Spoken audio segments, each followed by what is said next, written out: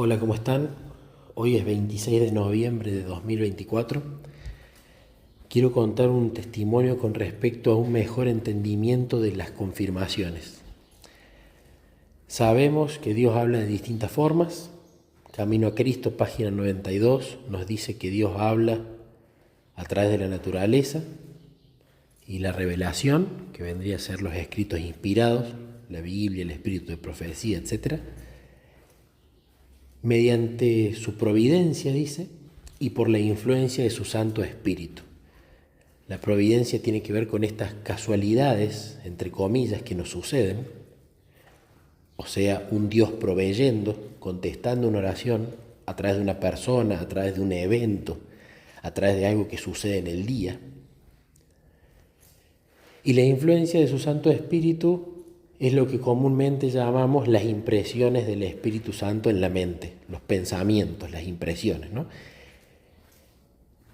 Como sabemos, no significa que si yo veo naturaleza, entonces Dios me tiene que hablar aquí y ahora.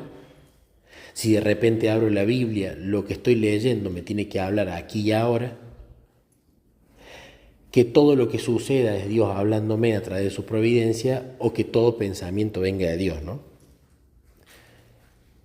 Esa gimnasia, esa percepción espiritual se va ganando a través de una relación íntima con Jesús en crecimiento constante, perseverante, día a día, donde uno a través de la oración, la meditación en las Escrituras y el estudio de su palabra, de a poco va ganando una mayor percepción, un mayor discernimiento de su voz. Como dice en el Evangelio de Juan, aprende a reconocer la voz del buen pastor, huye de quien no es el buen pastor y sigue al buen pastor. Pero esa voz la aprendió a discernir, a reconocer por experiencia, a veces equivocándose y a veces no. Es como ir calibrando esa antena espiritual de a poco. Ahora sabemos que una forma de tratar de conocer la voluntad de Dios es pedirle confirmaciones para saber si lo que pensamos que Dios nos está diciendo efectivamente viene de Él y no ha sido sembrado o por el enemigo o es una autosugestión nuestra. Sabemos que Dios confirma todas las veces que sean necesarias, cuando Él quiere, de la forma en la que Él quiere, y que uno a través de esa evidencia puede ir teniendo un discernimiento mayor con respecto al tema que uno quiera, de saber cuál es la voluntad de Dios, para que una vez que uno la conoce, decida utilizando su libre albedrío si la ejecuta o no, ¿no? Por algo Jesús dijo, si reunimos lo que dicen en los varios evangelios sinópticos, Él dice que mi madre, mis hermanos y hermanas, o mi familia, son los que conocen la voluntad de Dios y la hacen. Es decir, que consta de dos partes: aprender a discernir cuál es la voluntad de Dios y segundo, llevarla a cabo. No simplemente el quedarme con un conocimiento de su voluntad, sino ejecutarla, llevarla a la acción. El mecanismo de las confirmaciones siempre me pareció como un rompecabezas. A medida que uno va recibiendo más confirmaciones y que esas confirmaciones encajan de forma natural como las piezas de un rompecabezas, uno se va formando mejor la imagen tras ese rompecabezas. En este caso, cada pieza del rompecabezas es una confirmación y al juntar todas, la imagen que se forma en el rompecabezas es una analogía con entender la voluntad de Dios. Ahora, por supuesto, si uno ha armado rompecabezas, sabe que hay piezas que uno puede forzar a que encastren. Y capaz encastran, pero se nota que es forzado el encastre. Cuando las piezas están bien, el encastre es natural, sin esfuerzo. Si uno trata de que las piezas del rompecabezas encastren a la fuerza, y se va a formar una imagen incorrecta y quizás termine haciendo lo que cree que era la voluntad de Dios cuando no lo era. Y uno suele forzar, por supuesto, que las piezas encajen, sobre todo cuando uno está apurado en hacer algo o uno quiere que Dios quiera lo que yo quiero.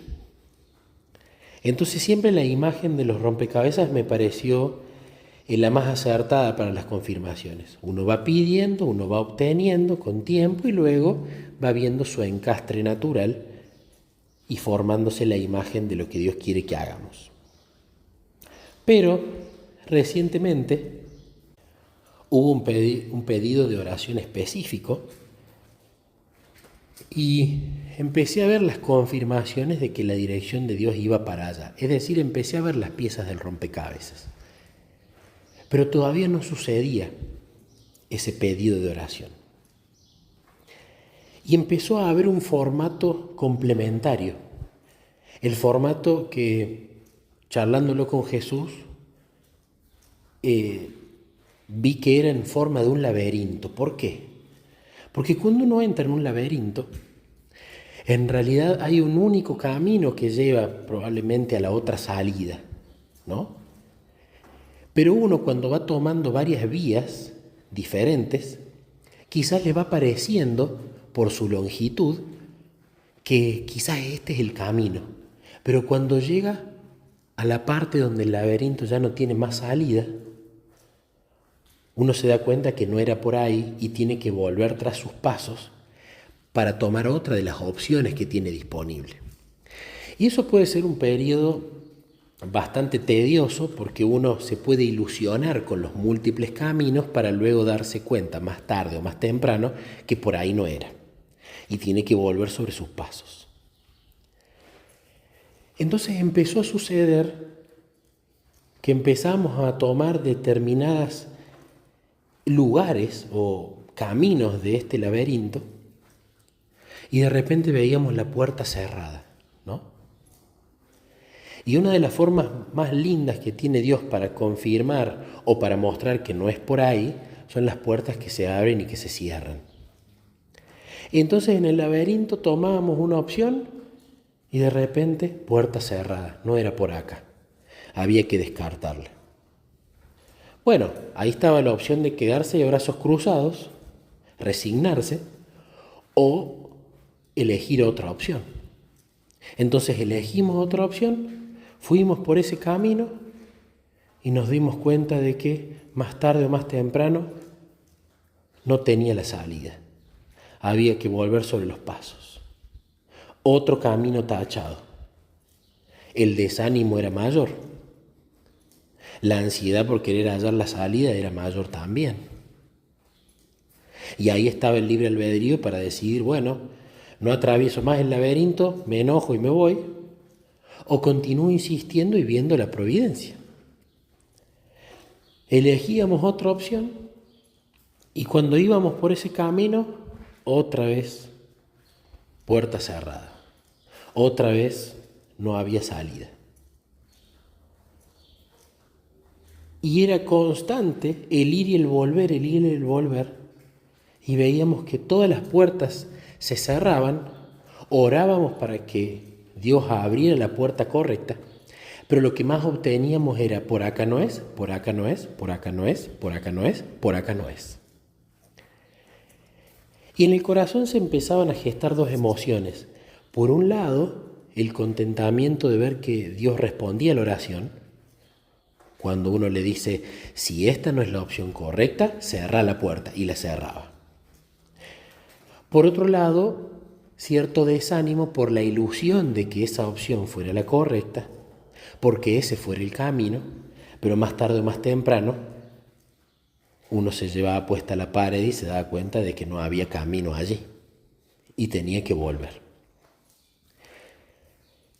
De nuevo, siempre estuvo la opción, tras los múltiples caminos fallidos, de decir me rindo y no sigo más en este laberinto, lo cual equivaldría a un me rindo y no me interesa conocer la voluntad de Dios de este asunto, me harté de las puertas cerradas. Esa opción siempre estuvo latente. El dejar de perseverar, tanto en oración como en acción, por el desánimo que obviamente provoca cuando uno quiere hallar la salida y no la halla. Hasta que por la perseverancia en la oración y en la insistencia en buscar las opciones, de repente empezó a haber otro camino largo, como antes ya habíamos transitado, Empezó a ver otro camino que podía ser la salida, como ya nos habíamos ilusionado antes con otros caminos, pero que finalmente terminó viéndose la luz y allí estaba la salida. Este era el camino que Dios quería que sigamos. Cuando sucedió esto, en las charlas con Jesús, en el proceso, en el durante, se me venía esta imagen a la mente del laberinto. Y vi este complemento en las confirmaciones, el rompecabezas donde uno junta múltiples piezas y va conociendo la voluntad de Dios. Pero el laberinto donde muchas veces uno va a ver muchas puertas cerradas y recién al final va a estar la puerta abierta. Ahora uno se pregunta, ¿por qué Dios quizás opera así? ¿Por qué directamente no muestra el camino de una? ¿Por qué en lugar de ser un laberinto no es directamente un pasillo? Y con certeza tengo solo una teoría, que creo que está bastante sustentada. La teoría en todo esto es que Dios va a recompensar a los que lo buscan, a los que insisten, a los que perseveran, a los que continúan en oración, en clamor, en querer conocer esa voluntad, por más puertas cerradas que vean.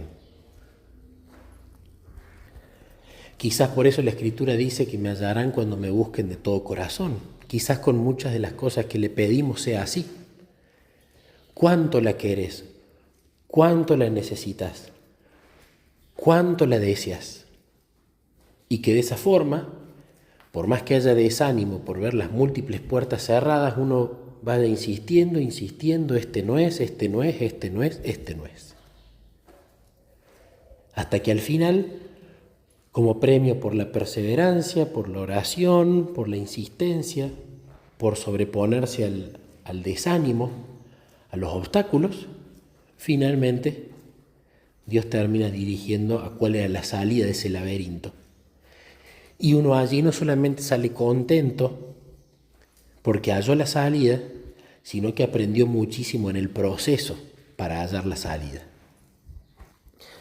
No tiene mucho sentido contar en el caso particular de oración que nosotros teníamos y el cual Dios respondió hace muy poco, sino contarlo de una manera general porque esto se puede aplicar a cualquier oración que uno tenga, a una carrera universitaria, a un lugar para vivir, a un ministerio, etcétera, etcétera, etcétera. Y en lo personal me ayudó mucho esta imagen mental de que no solamente las confirmaciones para entender la voluntad de Dios operan como un rompecabezas, sino también como un laberinto.